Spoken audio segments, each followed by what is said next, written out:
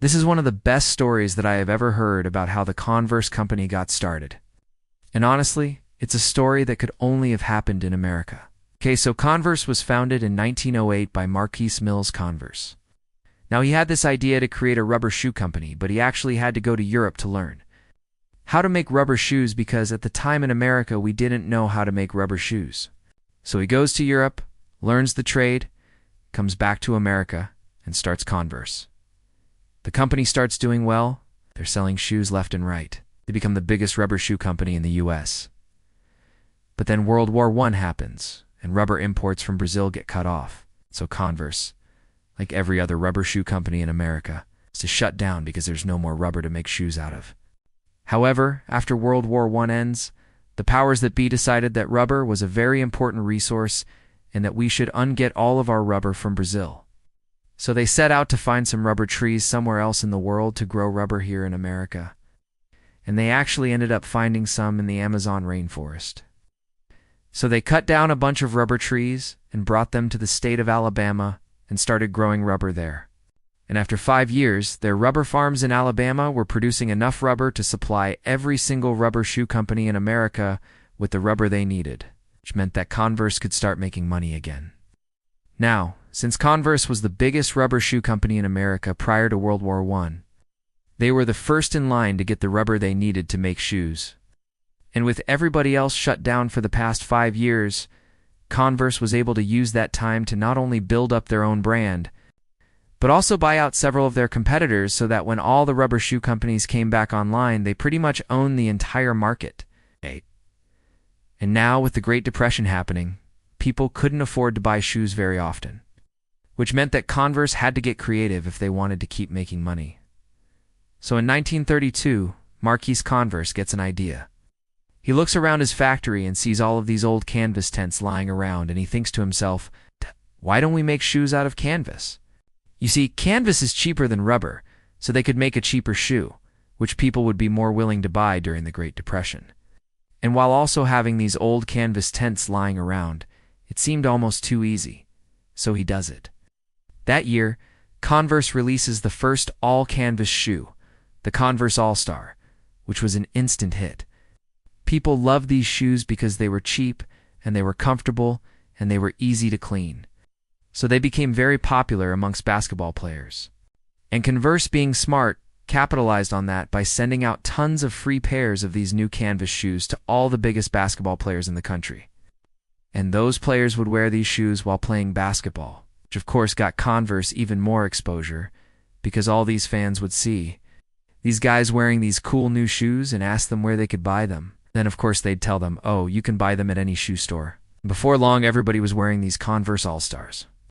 And then World War II comes around, and once again, all the raw materials for making shoes get cut off.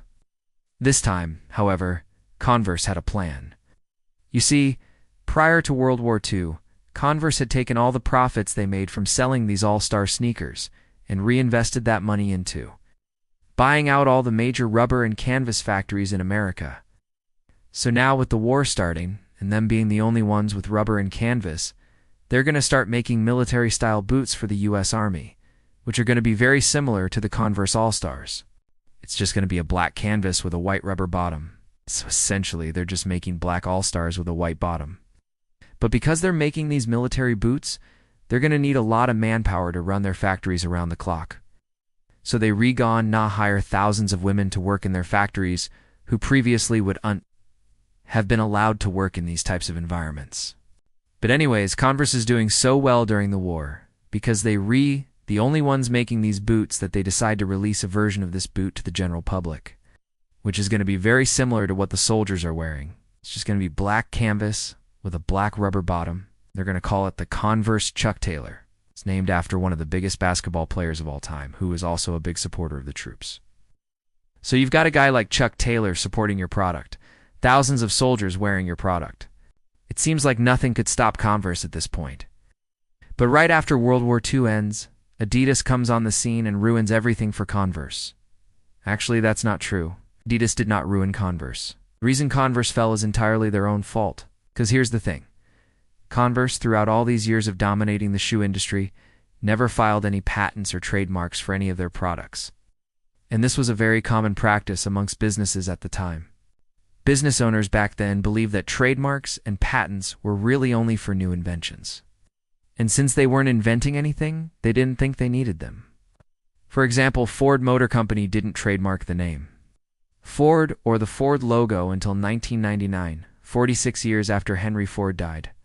And McDonald's was NT officially trademarked until 1976. So it was very common for companies to not do this. But the problem is that when something isn't trademarked, anybody can use it. So in the case of Converse, when Adidas came along, they saw these Converse Chuck Taylors and thought they looked kind of cool. And they wanted to make their own version of a black canvas shoe with a black rubber bottom. So they did. Ow. And since Converse never trademarked the name Chuck Taylor or the design of the shoe, Adidas could get away with it. Now obviously Converse was pissed about this, so they took Adidas to court for copying their shoe. But when Converse filed their lawsuit, it was rejected immediately because they never trademarked the shoe or the name. And with that, Adidas was now free to sell their knockoff Chuck Taylors to anybody they wanted. And it's at this point that Converse executives realized that maybe, just maybe, it's a good idea to trademark things. But unfortunately for Converse, it's too late. Adidas now owns the rights to this shoe. So Converse executives come up with another plan. They're going to release a new shoe that builds on the classic Chuck Taylor design, but changes just enough things so that Adidas can't claim that it's a knockoff. So they add a little extra piece of rubber here, a little extra stitching there. And they hoping that these small changes will be enough to convince Adidas that it's a completely original design. Well, in 1974, Converse takes this new shoe to the patent office and files for a trademark, except they aren't granted one. The patent office tells Converse that their new design is too similar to this one, which is already a generic design. But it's at this point that Converse realizes that they dug themselves into a hole that they probably never get out of. And sure enough, a few months later, Nike drops a similar shoe that looks almost identical to the Converse Chuck Taylor. And since Converse doesn't have the legal means to stop them, they just sit back and watch as Nike slowly chips away at their market share. By the 1980s, Converse had lost more than half of their business to Nike and Adidas. Their revenue started to decline, and they had to start closing down factories and laying off employees. By 1986, they closed down their factory in Alabama. And then, in 1989, Converse closes up shop and sells off what's left of their company to Nike. I think this story is so interesting because I feel like I learned a lot from it. I had no idea that the reason Converse failed was because they didn't trademark their products.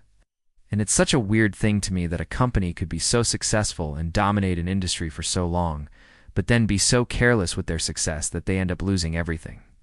I do understand how you could be in charge of a multi-million-dollar company and not understand the importance of protecting your brand.